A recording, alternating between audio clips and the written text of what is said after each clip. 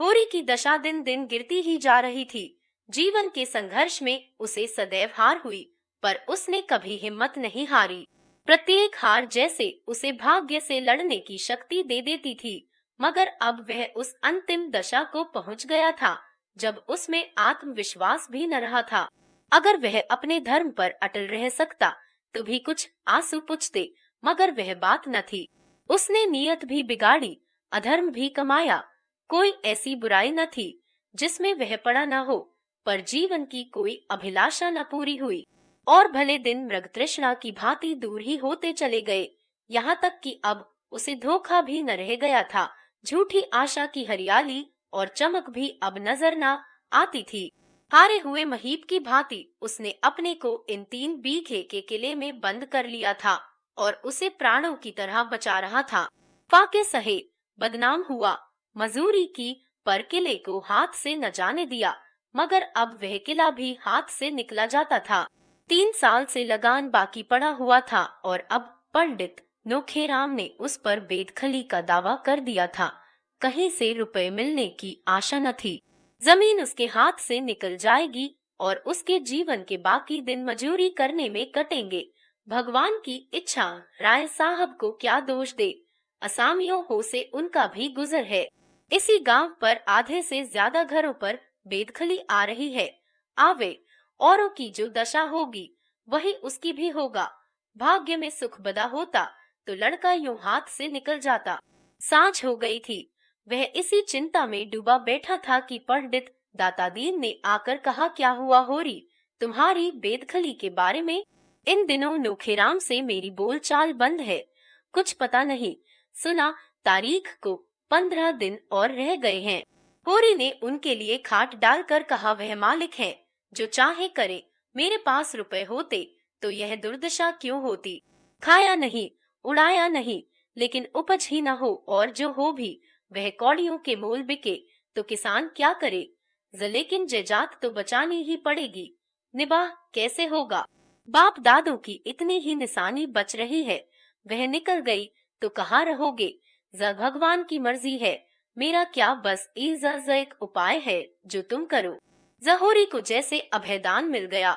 इनके पांव पड़कर बोला, बड़ा धर्म होगा महाराज, तुम्हारे सिवा मेरा कौन है। मैं तो निराश हो गया था। निराश होने की कोई बात नहीं, बस इतना ही समझ लो कि सुख में आदमी का धर्म कुछ और होता है, दुख में कुछ और। सुख में आदमी दान देता है, मगर दुख में भीख तक मांगता है। उस समय आदमी का यही धर्म हो जाता है। शरीर अच्छा रहता है तो हम बिना स्नान पूजा किए मुंह में पानी भी नहीं डालते, लेकिन बीमार हो जाते हैं तो बिना नहाए धोए कपड़े पहने खाट पर बैठे पत्थे लेते हैं। उस समय का यही धर्म है। यहाँ हम में तुम में कितना भेद है, लेकिन जगन्नाथपुरी में कोई भेद नहीं रहता। ऊंचे नीचे सभी एक पंगत में बैठकर खाते हैं। आपातकाल में श्री रामचंद्र ने सेवरी के जूठे फल खाए थे, बाली को छिपकर वध किया था। जब संकट में बड़े बड़ों की मर्यादा टूट जाती है तो हमारी तुम्हारी कौन बात है। राम सेवक महतो को तो जानते हो ना। जहोरी ने निरुत्साह होकर कहा, हाँ जानता क्यों नहीं, जमेरा जजमान है, बड़ा अच्छा जमाना है उसका। खेती अलग, लेन देन अलग, ऐसे रोब दाब का आदमी ही नहीं देखा। कई महीने हुए उसकी औरत मर गई है, संतान कोई नहीं। अगर रुपया का ब्याह उससे करना चाहो तो मैं उसे राजी कर लूं। मेरी बात वह कभी न टालेगा।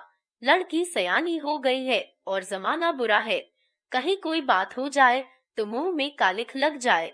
यह बड़ा अच्छा अवसर है, लड़की का ब्याह भी हो जाएगा और तुम्हारे खेत भी बच जाएंगे।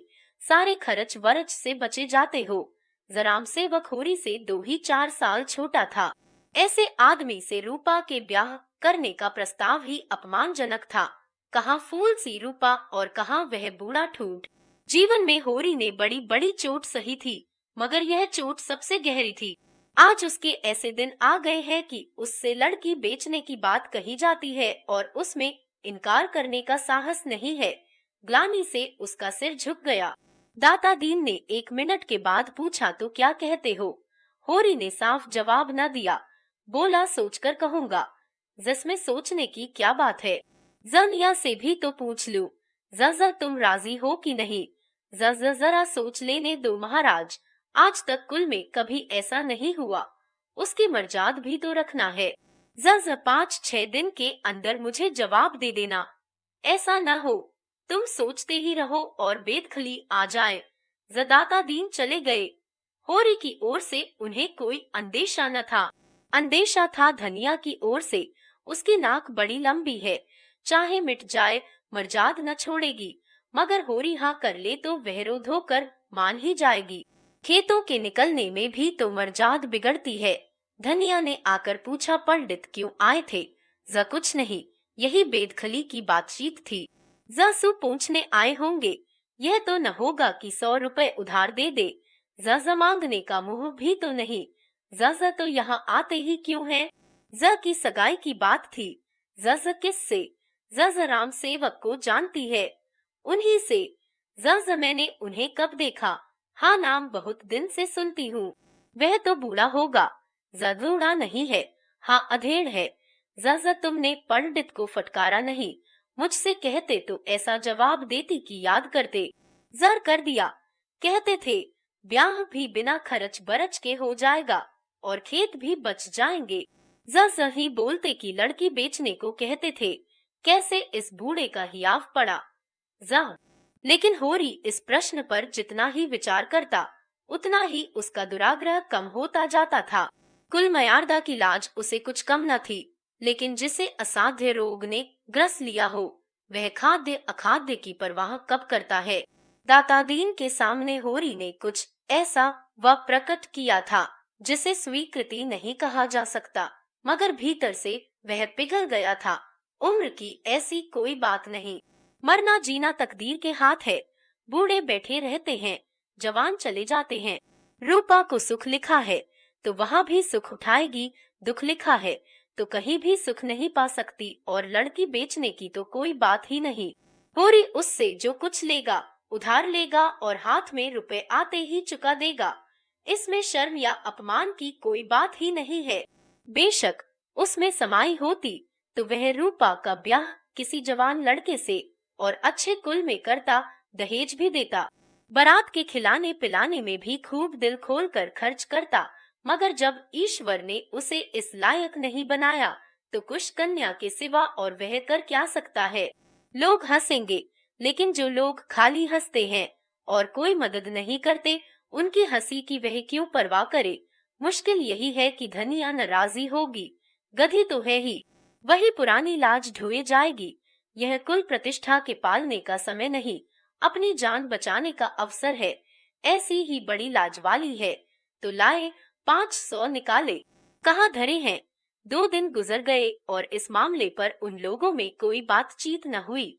हाँ, दोनों सांकेतिक भाषा में बातें करते थे। धनिया कहती, वर कन्या जोड़ के हो तभी ब्याह का आनंद है। होरी जवाब देता, ब्याह आनंद का नाम नहीं है पगली, यह तो तपस्या है। चलो तपस्या है। जहाँ मैं कहता जो हूँ, भगवान आदमी को जिस दशा में डाल दे उसमें सुखी रहना तपस्या नहीं तो और क्या है। दूसरे दिन धनिया ने वैवाहिक आनंद का दूसरा पहलू सोच निकाला। घर में जब तक सास ससुर देवरानिया जेठानिया न हो तो ससुराल का सुख ही क्या, कुछ दिन तो लड़की बहुरिया बनने का सुख पाए। होरी ने कहा, वह वैवाहिक जीवन का सुख नहीं, दंड है। धनिया तिनक उठी, तुम्हारी बातें भी निराली होती हैं। अकेली बहू घर में कैसे रहेगी, न कोई आगे न कोई पीछे। होरी बोला, तू तो इस घर में आई तो एक नहीं 2 देवर थे, सास थी, ससुर था, तूने कौन सा सुख उठा लिया बता। क्या सभी घरों में ऐसे ही प्राणी होते हैं? और नहीं तो क्या आकाश की देवियां आ जाती हैं? अकेली तो बहू, उस पर हुकूमत करने वाला सारा घर, बेचारी किस किस को खुश करे। जिसका हुक्म न माने वही बैरी, सबसे भला अकेला। फिर भी बात यहीं तक रह गई, मगर धनिया का पल्ला हल्का होता जाता था। चौथे दिन रामसेवक महतो खुद आ पहुँचे। कला रास घोड़े पर सवार, साथ एक नाई और एक खिदमतगार, जैसे कोई बड़ा जमींदार हो। उम्र 40 से ऊपर थी, बाल खिचड़ी हो गए थे, पर चेहरे पर तेज था, देह गठी हुई। होरी उनके सामने बिल्कुल बूढ़ा लगता था, किसी मुकदमे की पैरवी करने जा रहे थे। यहाँ जरा दोपहरी काट लेना चाहते हैं। धूप कितनी तेज है और कितने जोरों की लू चल रही है। अहोरी सहुआइन की दुकान से गेहूं का आटा और घी लाया। पूरियां बनी। तीनों मेहमानों ने खाया। दाता दीन भी आशीर्वाद देने आ पहुँचे। बातें होने लगी। दाता दीन ने पूछा, कैसा मुकदमा है महतो? राम सेवक ने शान जमाते हुए कहा, मुकदमा तो एक न एक लगा ही रहता है महाराज। संसार में गो बनने से काम नहीं चलता। जितना दबो उतना ही लोग दबाते हैं। थाना, पुलिस, कचहरी, अदालत सब है हमारी रक्षा के लिए, लेकिन रक्षा कोई नहीं करता। चारों तरफ लूट है। जो गरीब है, बेकस है, उसकी गर्दन काटने के लिए सभी तैयार रहते हैं। भगवान न करे कोई बेईमानी करे, यह बड़ा पाप है। लेकिन अपने हक और न्याय के लिए न लड़ना उससे भी बड़ा पाप है। तुम ही सोचो, आदमी कहाँ तक दबे। यहाँ तो जो किसान है वह सबका नरम चारा है। पटवारी को नजराना और दस्तूरी न दे तो गांव में रहना मुश्किल।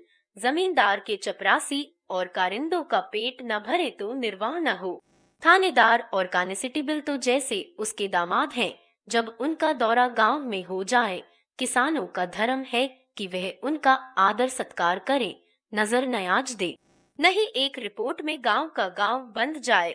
कभी कानून गो आते हैं, कभी तहसीलदार, कभी डिप्टी, कभी एजेंट, कभी कलेक्टर, कभी कमिश्नर। किसान को उनके सामने हाथ बांधे हाजिर रहना चाहिए। उनके लिए रसद, चारे, अंडे, मुर्गी, दूध, घी का इंतजाम करना चाहिए। तुम्हारे सिर भी तो वही बीत रही है महाराज।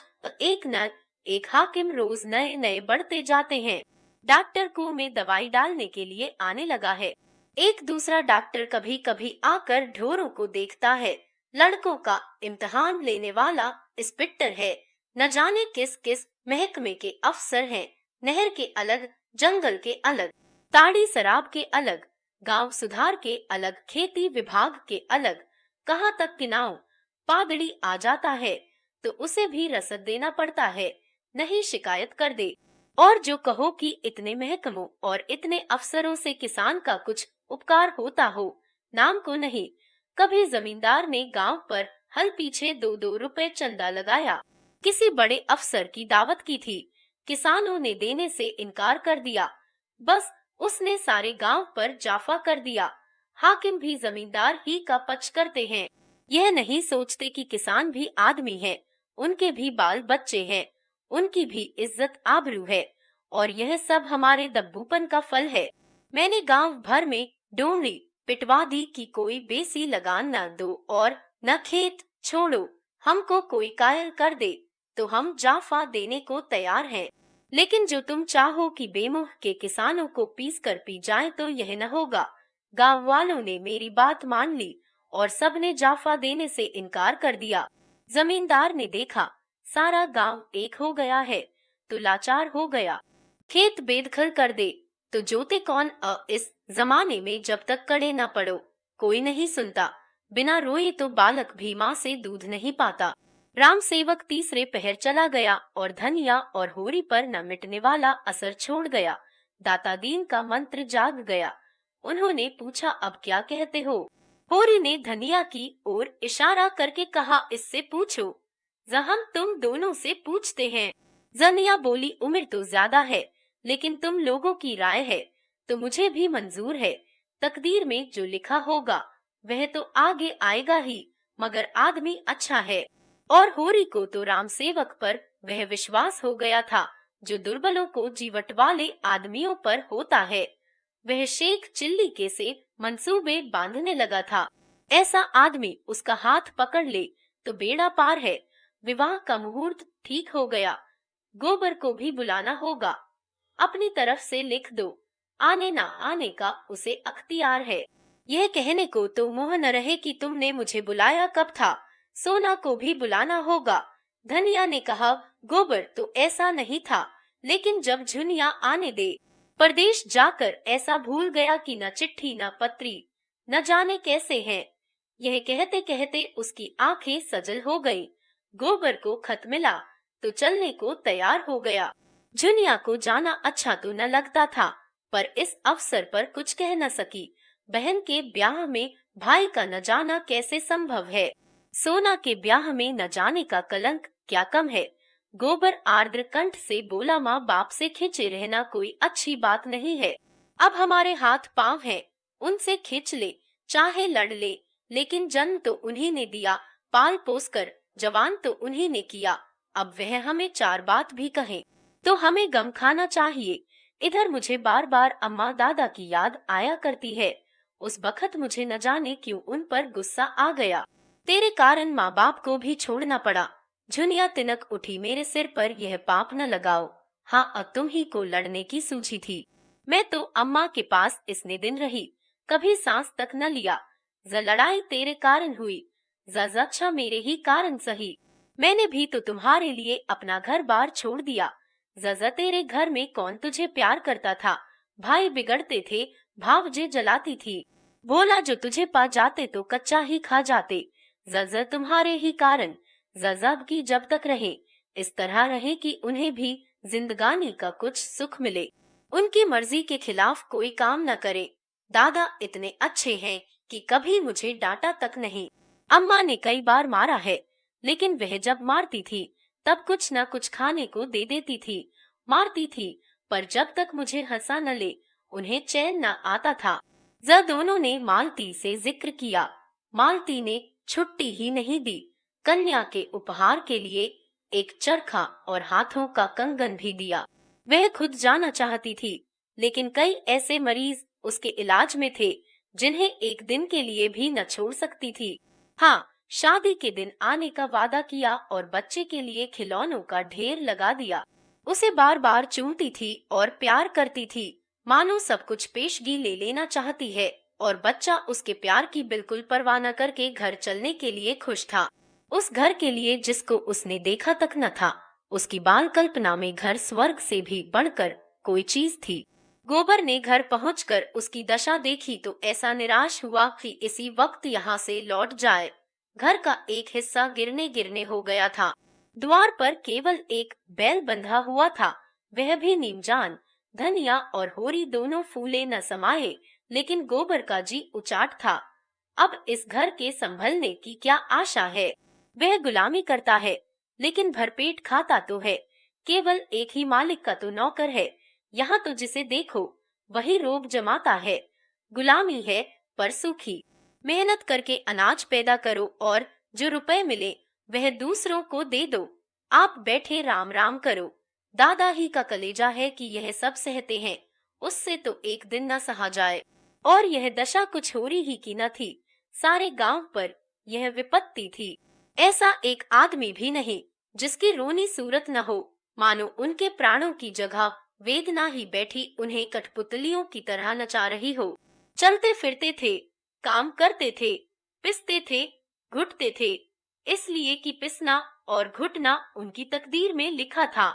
जीवन में न कोई आशा है, न कोई उमंग, जैसे उनके जीवन के सोते सूख गए हो और सारी हरियाली मुरझा गई हो। जेठ के दिन है, अभी तक खलिहानों में अनाज मौजूद है, मगर किसी के चेहरे पर खुशी नहीं है। बहुत कुछ तो खलिहान में ही तुलकर महाजनों और कारिंदों की भेंट हो चुका है, और जो कुछ बचा है वह भी दूसरों का है। भविष्य अंधकार की भांति उनके सामने है, उसमें उन्हें कोई रास्ता नहीं सूझता। उनकी सारी चेतनाएं शिथिल हो गई हैं। द्वार पर मनो कूड़ा जमा है, दुर्गंध उड़ रही है, मगर उनकी नाक में न गंध है न आंखों में ज्योति। सरे शाम द्वार पर गीदड़ रोने लगते हैं, मगर किसी को गम नहीं। सामने जो कुछ मोटा झोटा आ जाता है वह खा लेते हैं, उसी तरह जैसे इंजन कोयला खा लेता है। उनके बैल चूनी चोकर के बगैर नाद में मुंह नहीं डालते, मगर उन्हें केवल पेट में कुछ डालने को चाहिए। स्वाद से उन्हें कोई प्रयोजन नहीं। उनकी रसना मर चुकी है, उनके जीवन में स्वाद का लोप हो गया है। उनसे धेले धेले के लिए बेईमानी करवा लो, मुट्ठी भर अनाज के लिए लाठियां चलवा लो। पतन की वह इंतहा है जब आदमी शर्म और इज्जत को भी भूल जाता है। लड़कपन से गोबर ने गांवों की यही दशा देखी थी और उनका आदी हो चुका था, पर आज 4 साल के बाद उसने जैसे एक नई दुनिया देखी। भले आदमियों के साथ रहने से उसकी बुद्धि कुछ जग उठी है। उसने राजनैतिक जलसों में पीछे खड़े होकर भाषण सुने हैं और उनसे अंग अंग में बिधा है। उसने सुना है और समझा है कि अपना भाग्य खुद बनाना होगा। अपनी बुद्धि और साहस से इन आफतों पर विजय पाना होगा। कोई देवता, कोई गुप्त शक्ति उनकी मदद करने न आएगी और उसमें गहरी संवेदना सजग हो उठी है। अब उसमें वह पहले की उद्दंडता और गरूर नहीं है। वह नम्र और उद्योगशील हो गया है।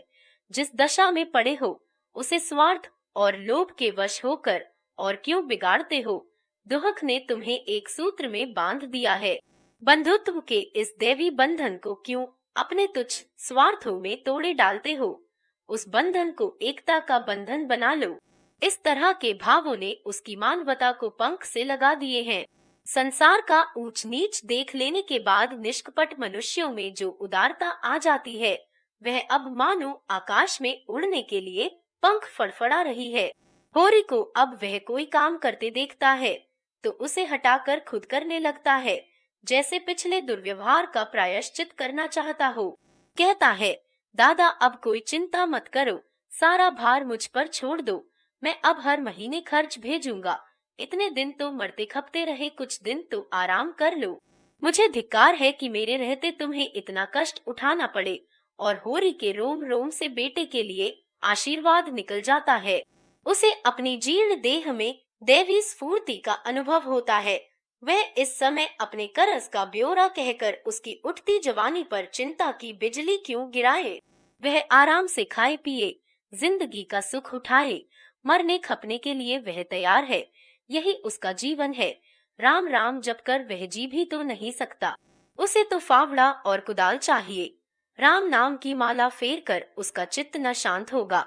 गोबर ने कहा, कहो तो मैं सबसे किस्त बंधवा लूं और हर महीने महीने देता जाऊं। सब मिलकर कितना होगा। होरी ने सिर हिलाकर कहा, नहीं बेटा, तुम काहे को तकलीफ उठाओगे। तुम ही को कौन बहुत मिलते हैं, मैं सब देख लूंगा। जमाना इसी तरह थोड़े ही रहेगा। रूपा चली जाती है, अब कर्ज ही चुकाना तो है। तुम कोई चिंता मत करना, खाने पीने का संयम रखना। अभी देह बना लोगे तो सदा आराम से रहोगे। मेरी कौन, मुझे तो मरने खपने की आदत पड़ गई है। अभी मैं तुम्हें खेती में नहीं जोतना चाहता बेटा। मालिक अच्छा मिल गया है, उसकी कुछ दिन सेवा कर लोगे तो आदमी बन जाओगे। वह तो यहाँ आ चुकी हैं, साक्षात देवी हैं। ज़ब्याह के दिन फिर आने को कहा है। जरा हमारे सिर आंखों पर आए।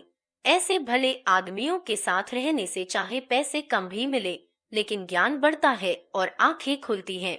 जजसी वक्त पंडित दातादीन ने होरी को इशारे से बुलाया और दूर ले जाकर कमर से 100-100 रुपए के 2 नोट निकालते हुए बोले, तुमने मेरी सलाह मान ली, बड़ा अच्छा किया। दोनों काम बन गए, कन्या से भी उरिन हो गए और बाप दादों की निशानी भी बच गई। मुझसे जो कुछ हो सका मैंने तुम्हारे लिए कर दिया। अब तुम जानो, तुम्हारा काम जाने। होरी ने रुपए लिए तो उसका हाथ कांप रहा था।